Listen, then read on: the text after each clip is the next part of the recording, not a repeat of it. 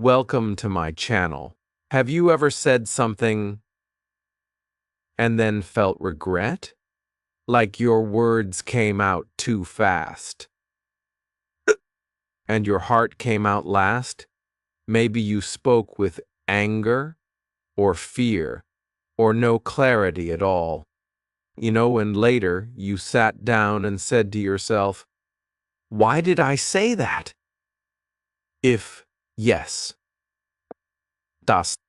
then this video is for you. Today, I want to teach you something simple but powerful. How to think before you speak. Not just in English, but in life. When you're under pressure, when emotions are high, when your brain is full and your mouth is faster than your mind. Because I believe this, your words are not just sound. They are energy. They are direction. They are power. Sometimes we say the wrong thing and break something. A moment. A friendship. A moment. A trust. And we can't take it back. Yes, we can say sorry, but the words already did their job. They planted something in the other person's heart, and it wasn't love. So we must learn a new way. Not just speaking well, but thinking well. Because when you learn to think before you speak, something changes. Your words become more calm. Your voice becomes more strong.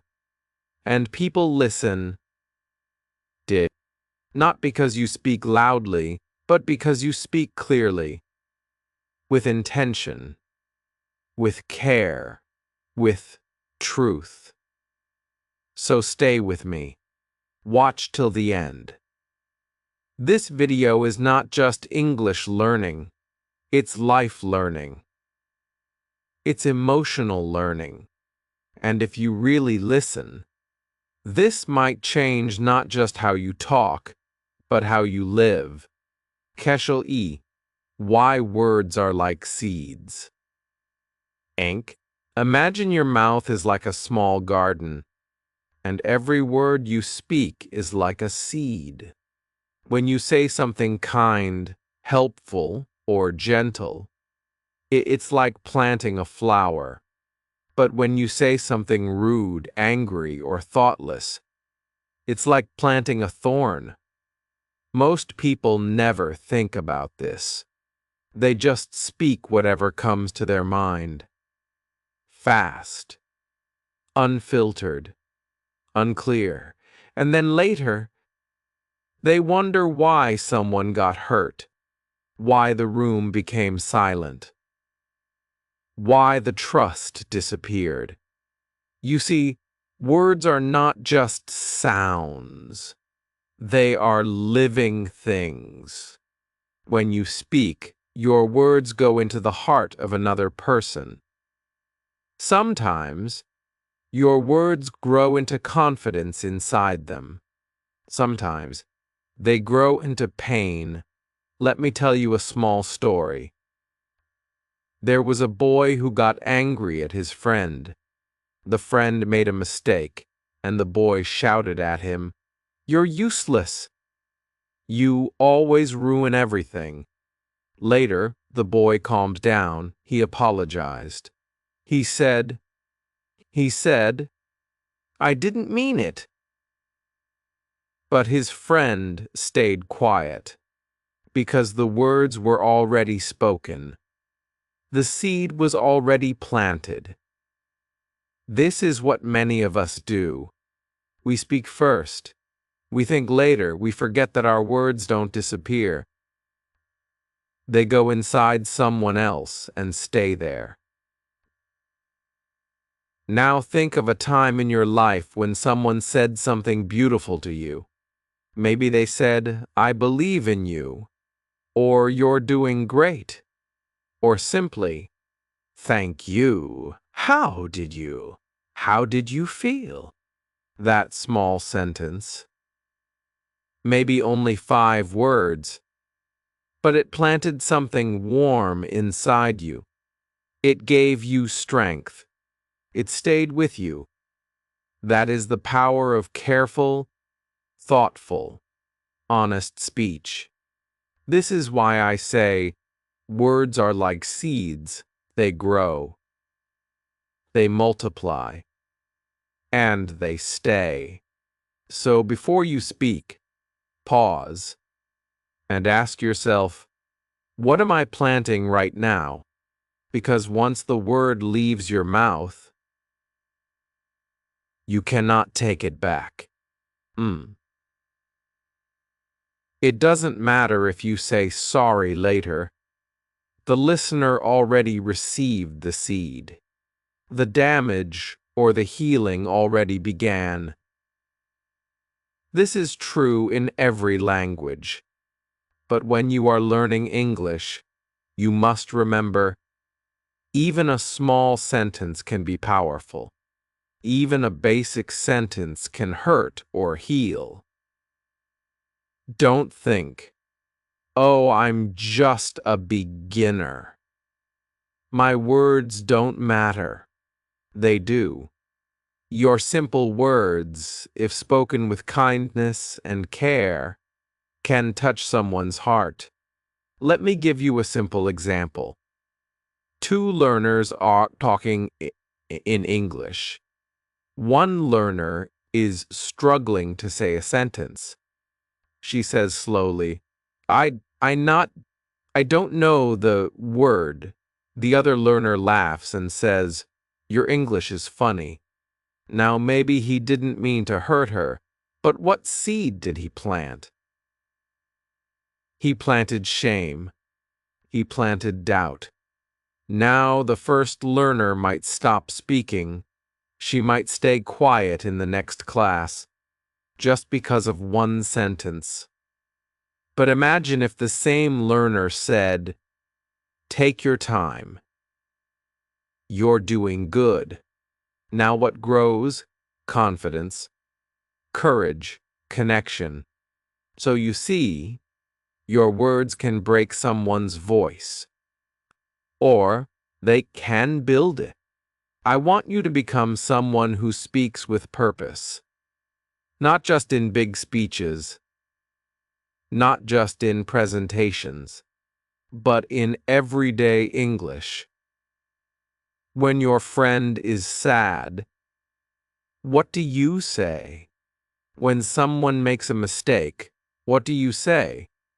When you make a mistake, what do you say to yourself? These small moments are your real test. This is where your words matter most. And remember, this also applies to the words you speak to yourself. If you keep saying, I'm bad at English, I'm slow, I'm stupid, you are planting poison inside your own heart.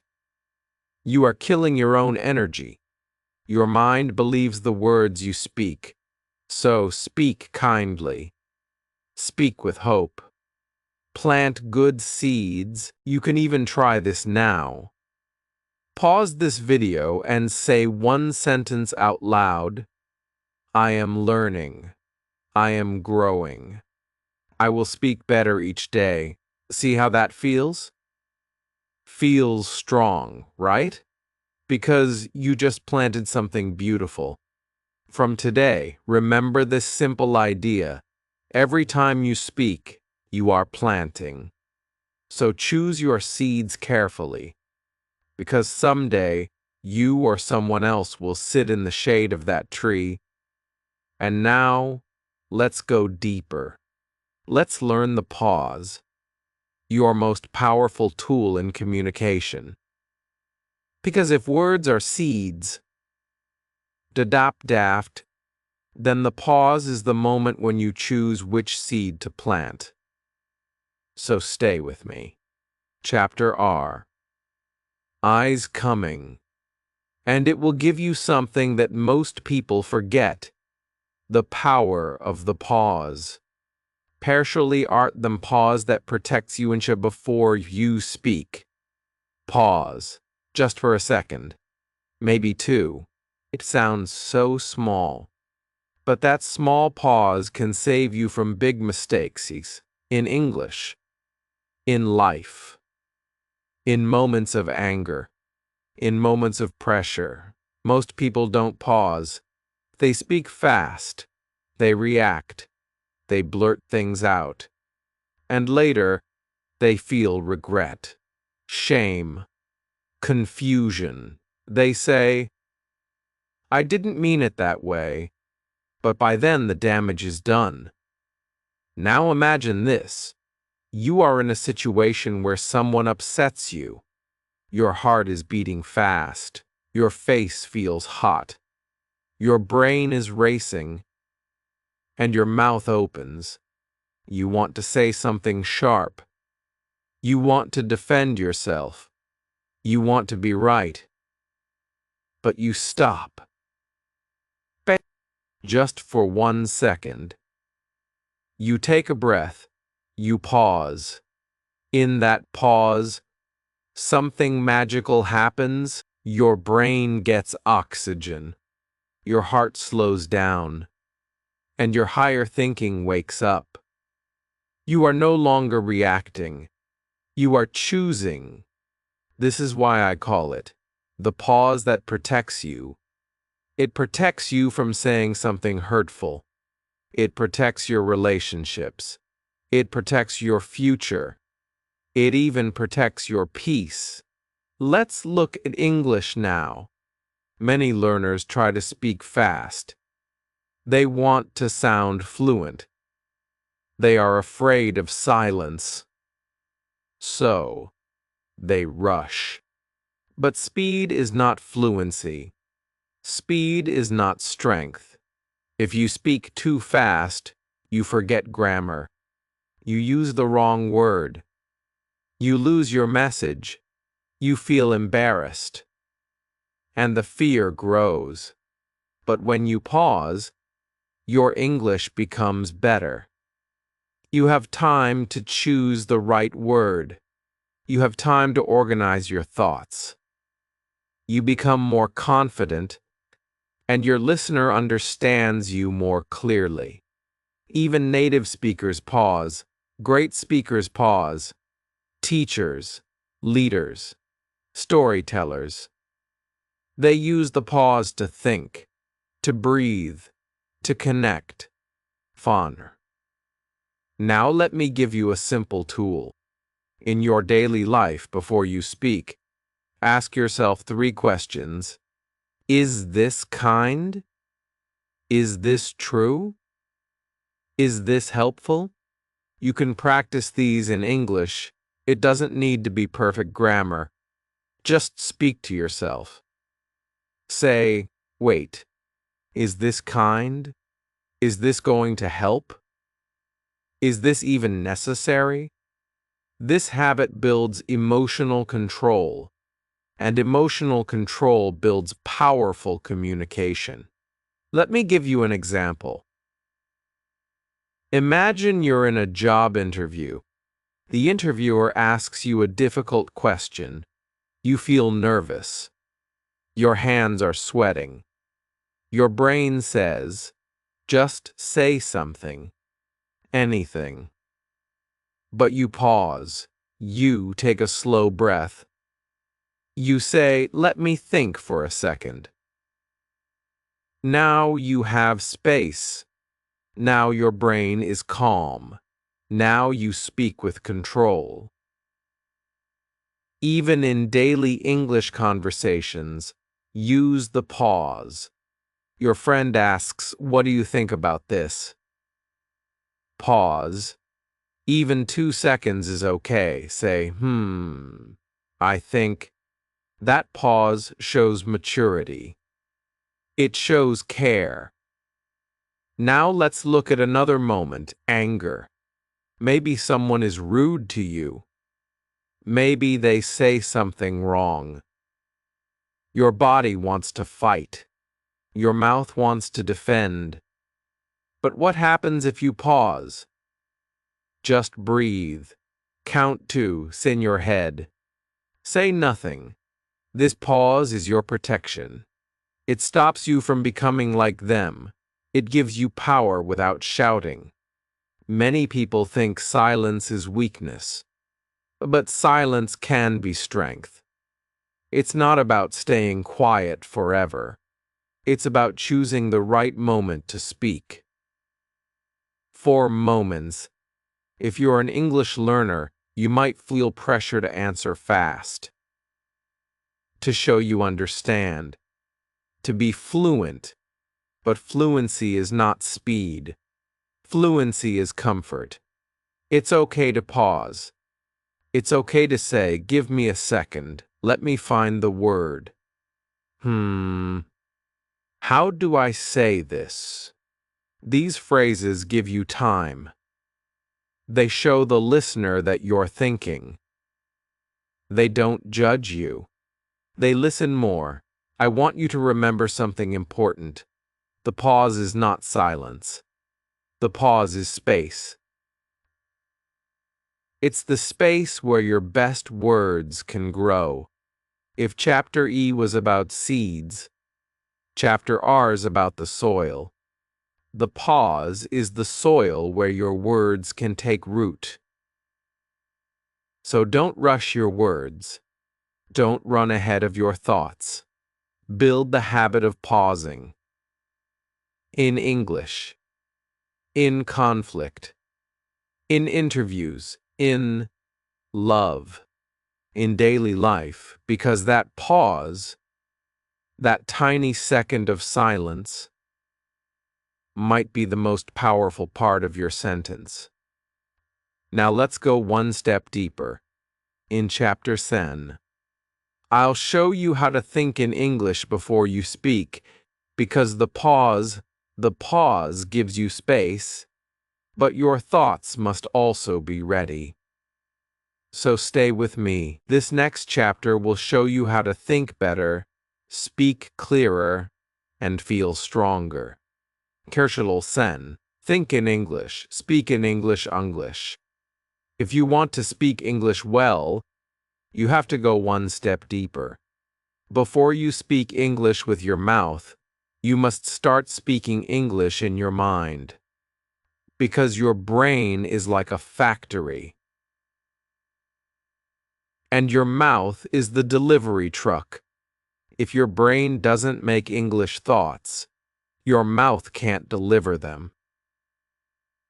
Many English learners feel blocked. They know words, they know grammar, but when it's time to speak, they freeze, they get confused, they feel pressure.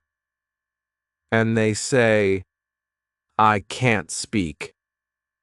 But the truth is, you can speak. You just haven't trained your brain to think in English yet. So how do we do that? Let's start small. The first thing you must understand is body it. Thinking in English is a skill, not a gift, not a talent. A skill, and every skill can be learned with time, practice, and patience. Let me show you how. Start with your daily thoughts. When you wake up in the morning, instead of thinking, "Aaj kya karna hai?"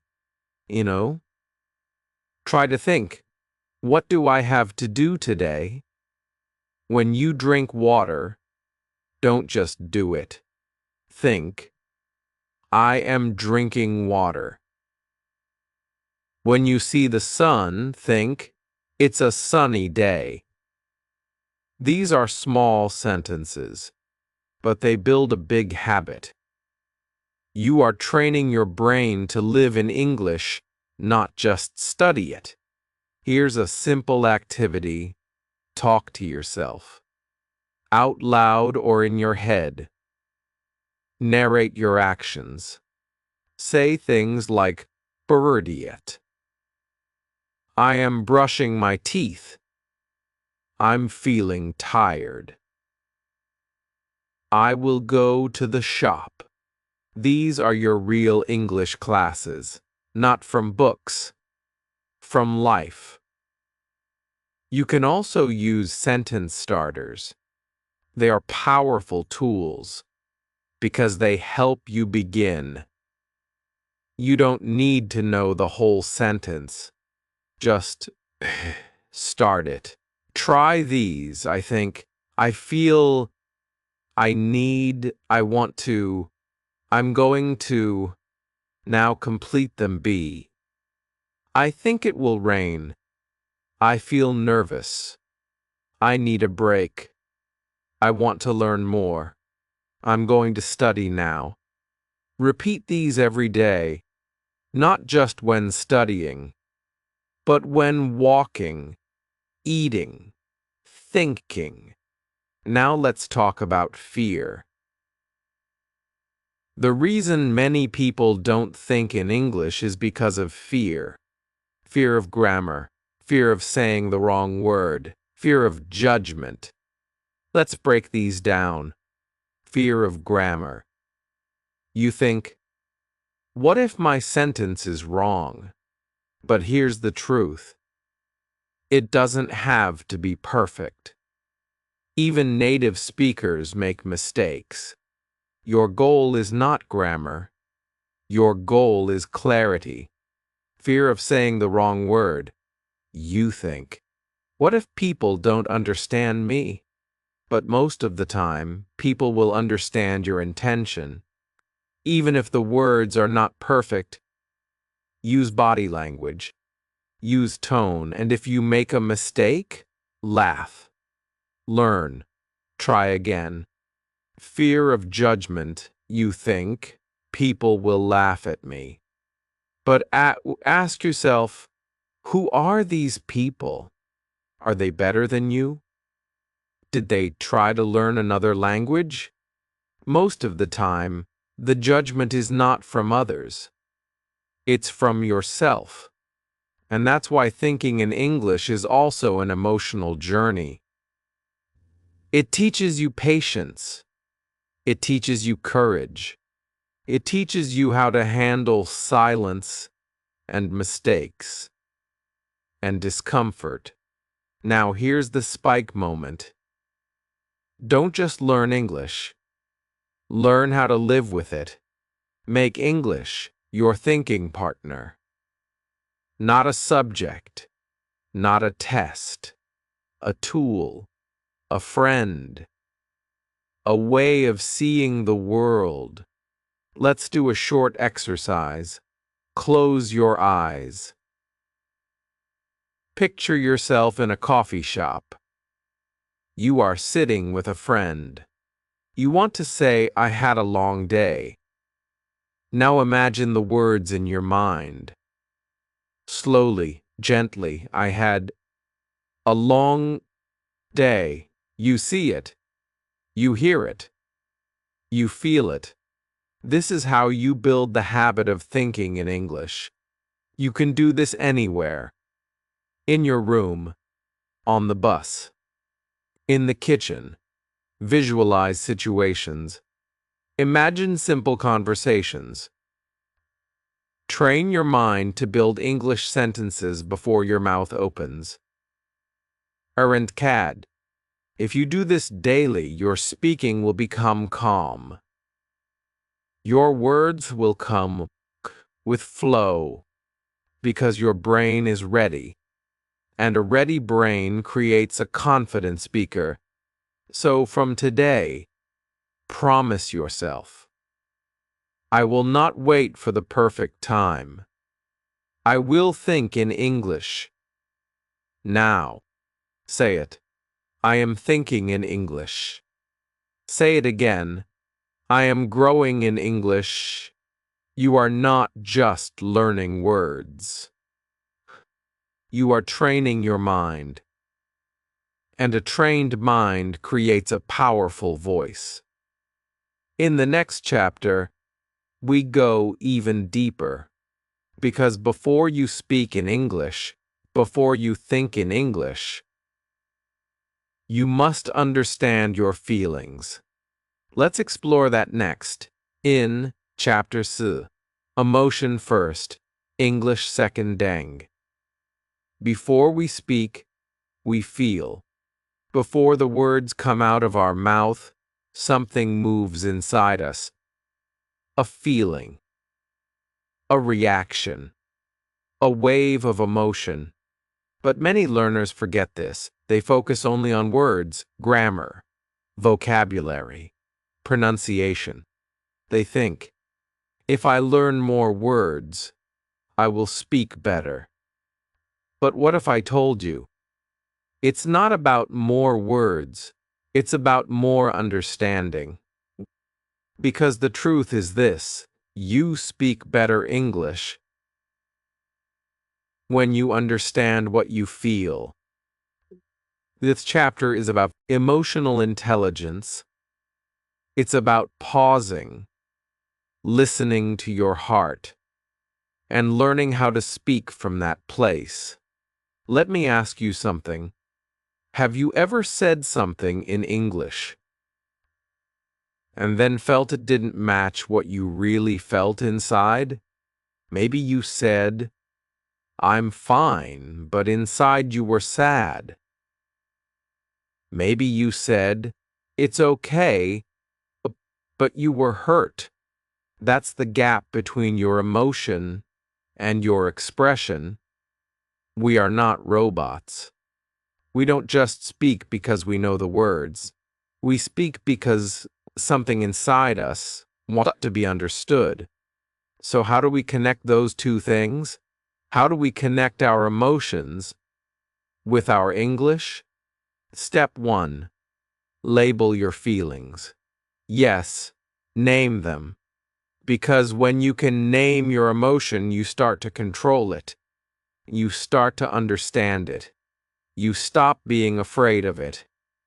And the good news is, English has many simple feeling words. Here are some you can use every day. I feel tired. I feel happy. I feel nervous. I feel sad. I feel excited. I feel stressed. I feel calm. These are basic, powerful, and honest. And they help people understand you. But even more, they help you understand you. Let's try a small exercise. Right now, close your eyes. Ask yourself, what am I feeling right now? Don't rush, don't judge, just notice. Now, say it in English. I feel ... even if the word is not perfect. Try. This is how you build emotional fluency. Step by step. Now imagine this simple dialogue between two English learners. Sardiant. Ali, you look quiet today. Are you okay? Sarah, I feel a little nervous. We have a test tomorrow. Ali, yeah, me too, but we'll do fine. See how powerful that was? No long sentences, no difficult grammar, just real emotions, real connection. This is why I say emotion first, English second. When you know what you feel, you speak with clarity. You speak with power. You speak with truth. Let me share a story. There was a student who always stayed silent in class. He knew vocabulary. He understood grammar. But he never spoke. One day his teacher asked, "Why don't you speak?" The student looked down and said, "I feel scared. I feel small. I feel like I'll make a mistake." The teacher smiled and replied, "That's the best English you've spoken all year." Because in that moment, he spoke from his feeling, not from fear. And that honesty became his turning point. So many learners carry fear of being wrong, fear of being judged, fear of not being good enough. But when you give a name to that fear, it becomes smaller. You take your power back. You become the speaker, not the victim. Here's a tip for your daily English practice. Every morning, write one sentence. Mardemindimpelt. Today I feel mat because dot and det examples. Today I feel hopeful because I'm learning. Today I feel tired because I didn't sleep well. Today I feel confident because I practiced yesterday. This is not just English. This is healing. This is growing. This is becoming fluent in your own heart. You can also create your own emotion list. Make a small notebook or a phone note. Write down feelings you know in your language.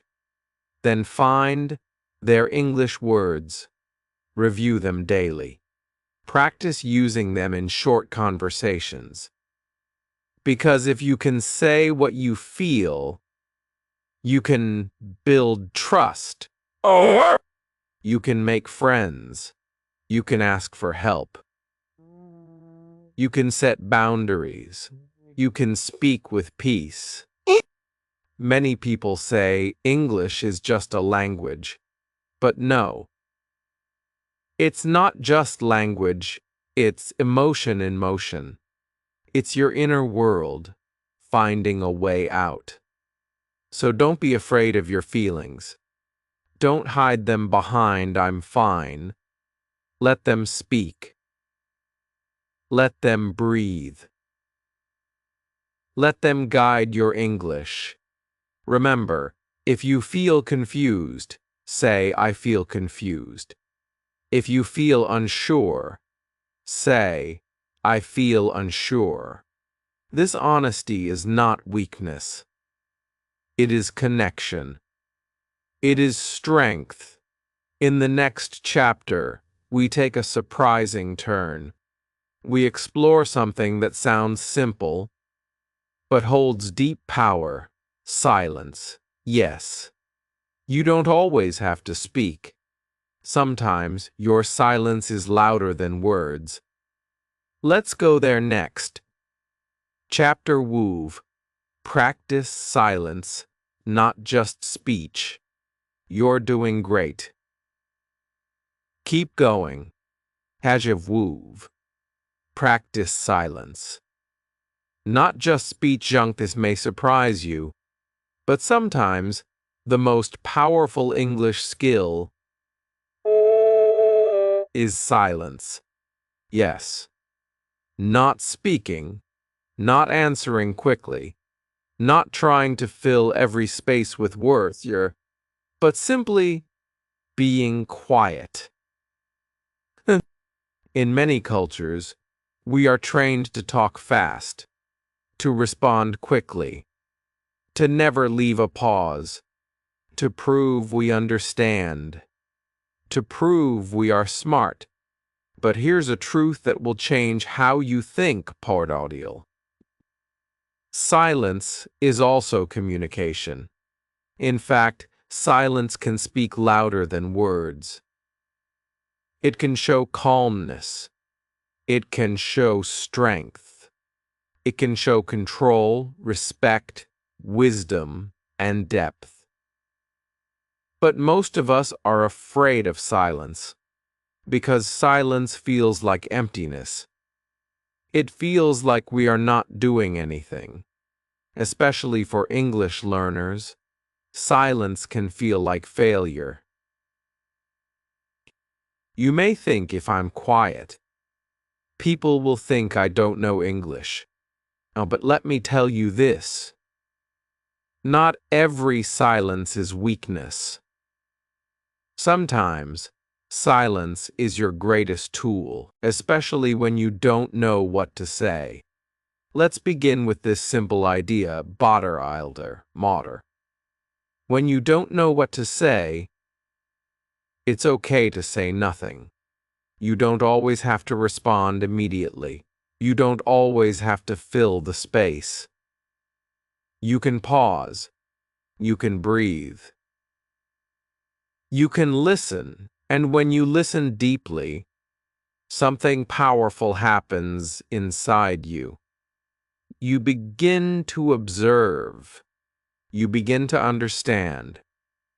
You begin to think. And when it's your turn to speak, you speak with clarity, with purpose. Not just sound, but meaning. Here's a real story. There was a young man in a meeting. He was new. His English was not perfect. Everyone in the room was speaking fast, arguing, debating, trying to prove their point. But the young man sat quietly. He listened. He took notes. He observed the emotion, the energy, the ideas. He didn't rush to speak. And finally, when everyone was tired of talking, he said one sentence, simple and calm, and everyone listened, because he spoke with thought, with focus, with silence behind his voice. After the meeting, someone said to him, "You don't talk much, but when you do, it matters." That's the power of silence. It gives weight to your words. Let me teach you this powerful English learner lesson, card out.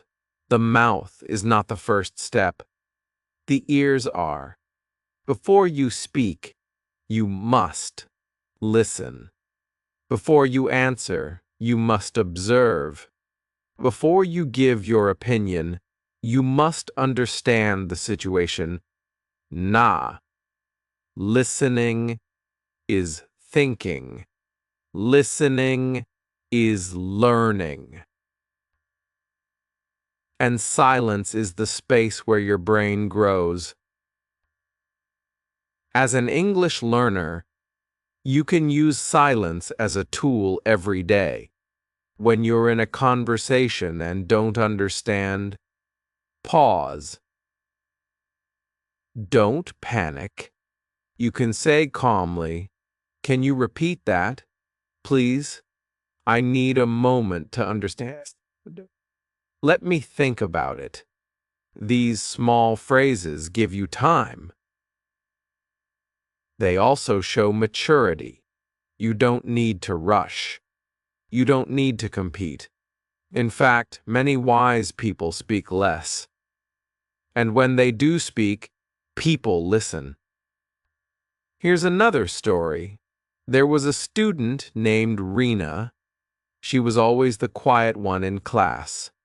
Not because she didn't know English, but because she liked to listen first. She would watch her classmates. She would read their body language. She would observe the teacher's words and tone.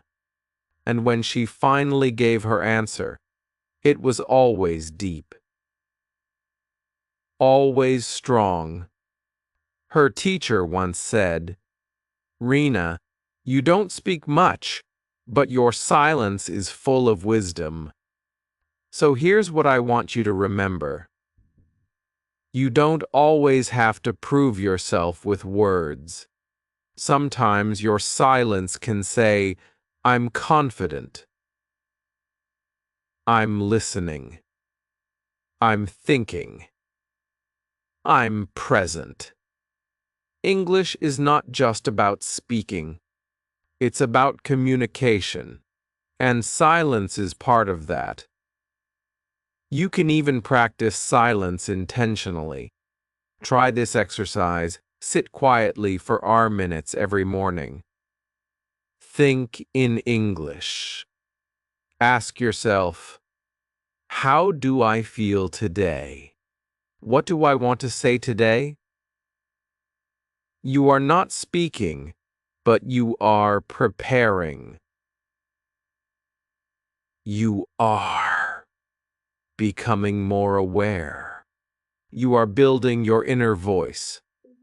Another practice: when you watch videos in English, don't just listen to reply.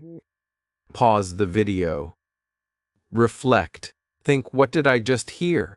How would I say that in my own way? Use silence as your teacher, because silence helps you go inside your mind. And a strong mind leads to strong speech. This is something most English learners never learn. They chase words. They chase speed. But they forget the space between the words. And that space is where your power lives. So today, give yourself permission to pause, to breathe, to listen, to say less, but mean more. Because sometimes the most powerful thing you can say is nothing at all. Honed. Now you're ready for something even bigger. In the final chapter, I will show you how to become a different kind of speaker. A speaker with identity. A speaker with vision. Let's go to chapter 1. Build a new speaking identity. This will change how you speak, not just in English, but in life. Heschel Hogg. Build a new speaking identity. I don't speak to impress. I speak to express. This chapter is not just about learning English. It's about becoming a new kind of person. A calm person. A confident person. A person who doesn't just speak, but speaks with purpose.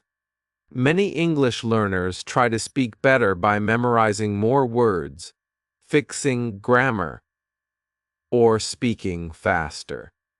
But they miss something deeper. They miss the identity behind the words. Because here is a powerful truth. People don't stay consistent with what they want.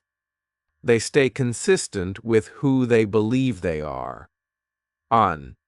If you believe you are shy, you will always hesitate before speaking.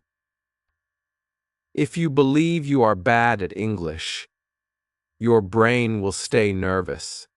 But if you believe, I am becoming a confident speaker, then every word you speak brings you closer to that truth. So the first step is not grammar. It's not vocabulary. It's identity. Who do you want to be? Let me ask you right now. How do you see yourself when you speak English? Scared? Embarrassed? Nervous? Or do you see someone calm? Someone who speaks slowly and clearly? Someone who doesn't need to prove anything? It all starts with this question: what kind of speaker do I want to be? Write it down. Say it out loud. Visualize it, because the person you speak like tomorrow begins with the picture you hold in your mind today. Now, close your eyes for a moment and imagine you are speaking English in a new city. You're ordering food. You're answering a question in a job interview. You're talking to a new friend. Your voice is slow. Your face is calm.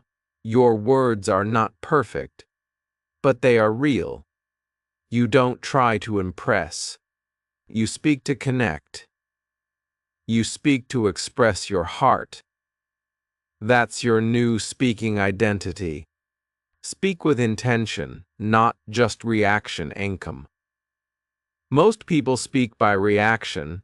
Someone says something, and they reply fast, without thinking. But calm speakers do it differently. They speak with intention. Before they speak, they ask, "What is my message? What do I want the other person to feel? Am I speaking from fear or from peace?" Speaking with intention means you speak for a reason, not just to answer, not just to escape silence, but to share your truth. This is not only about English. It's about life. Build calm through small habits. Confidence is not something that appears overnight. It grows slowly. It grows through daily habits. Here are 3 powerful habits to build your new speaking identity. Midrandal. Visualize. Before speaking, jenging. Before an important conversation, close your eyes. See yourself speaking calmly. Imagine the other person smiling, nodding, understanding. This takes just seconds, but it changes your energy. Prepare simple thoughts when nervous and up. If you get nervous before speaking English, prepare short phrases. For example, "I'm still learning, but I'll try." "Let me think for a second." That's an interesting question. These phrases buy you time. They reduce fear. They help your brain breathe. Practice self-talk in English. Throughout your day, talk to yourself in English. In the mirror. While walking. While cooking. Say what you're doing. Say what you're thinking. It doesn't have to be perfect. It just has to be you. This builds a bridge between your thoughts and your mouth. It makes speaking natural. Not something you try to do, but something that just happens. You're not learning a language. You're becoming a speaker. This is the moment where you stop asking, "How can I speak better English?" And you start asking, "Sidlalder, how can I become the kind of person who speaks better English?" You are not a grammar machine. You are not a walking dictionary. You are a human being with a voice, with feelings, with ideas, with energy. So stop chasing perfect words. Start building your speaking identity. Say to yourself right now, "I speak to connect. I speak with purpose. I speak slowly, calmly, clearly. I am learning English, but I am also learning who I am." Because when you speak with identity, people don't just hear your words. They feel your presence. Your final reminder rank. Let's end with one powerful idea. The goal is not to speak like a native speaker. The goal is to speak like you, but calm, confident, and full of heart. You don't need to copy anyone. You don't need to sound perfect. You just need to show up with truth, with clarity, with soul. So next time you speak English, ask yourself, am I trying to impress, or am I here to express? Choose to express. Choose to be real. And most of all, choose to become the person you were always meant to be, a speaker who speaks with peace, power, and purpose. Yes, you can do this. Yes, you already started. Yes, you are this. This is your new speaking identity. Welcome to it. If this video touched your mind or helped your heart stay calm, don't just watch and leave. Take one small action. Just one. Write one sentence in the comments. Say, I will pause before I speak. Say, I will think in English and speak with peace. Your words matter. Even a small sentence can be a big decision. A decision to become more mindful. A decision to speak with care. A decision to bring calm, not chaos. Like this video if it helped you breathe for a moment. Subscribe if you want to grow slowly, deeply, and honestly. And share this with someone who talks too fast, but means well. Someone who has a good heart but sometimes loses control in the moment. Equal. Because this isn't just about English. This is about emotional strength. This is about becoming the kind of person others can rely on.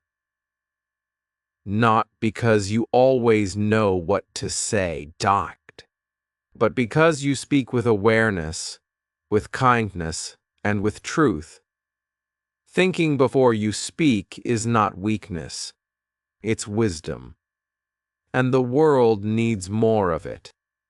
And maybe it can start with you